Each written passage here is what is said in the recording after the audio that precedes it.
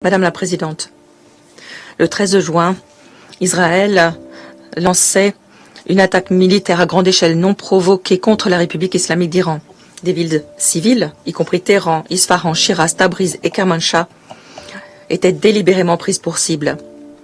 Ces frappes ont été planifiées, systématiques, tuant des hauts représentants militaires, des scientifiques, des professeurs, des étudiants, des médecins, des artistes, des athlètes, des sauveteurs, des civils ordinaires, notamment des femmes, des enfants et des nouveau-nés.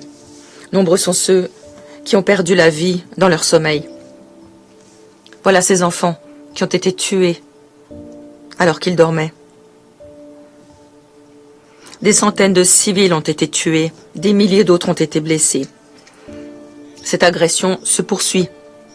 Le 16 juin, Israël a attaqué l'hôpital pour enfants Hakim à Téhéran, le centre de réhabilitation de Farabi à Kermanshah et un bâtiment de la Société du Croissant Rouge iranien, ainsi que des ambulances. Il ne s'agit là que de quelques exemples de la brutalité des violations flagrantes du droit international humanitaire commises par le régime israélien.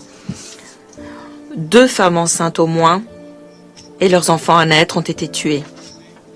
Le même jour, Israël frappait la chaîne nationale de télévision IRIB pendant un programme en direct tuant des journalistes et des travailleurs humanitaires.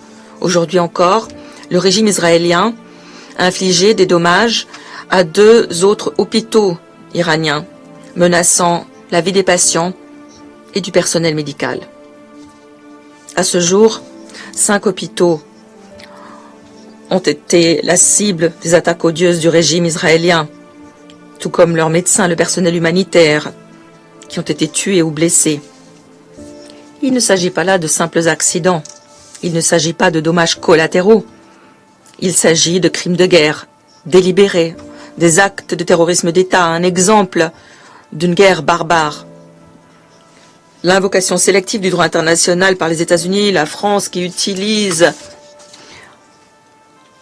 ce droit lorsque cela leur convient et l'écarte lorsqu'ils représentent une contrainte pour leurs alliés, est une forme d'hypocrisie institutionnelle qui sape gravement la crédibilité du Conseil et l'ordre international. Que les choses soient claires, le programme nucléaire de l'Iran est pacifique. Il fait l'objet d'inspection de l'AIEA. L'Iran prône de longue date une zone exempte d'armes nucléaires au Moyen-Orient. Israël est le seul pays qui détienne des armes nucléaires non déclarées dans la région. Il cible des civils innocents et menace le droit à la vie et à la sécurité de notre peuple. Ce régime commet des crimes de guerre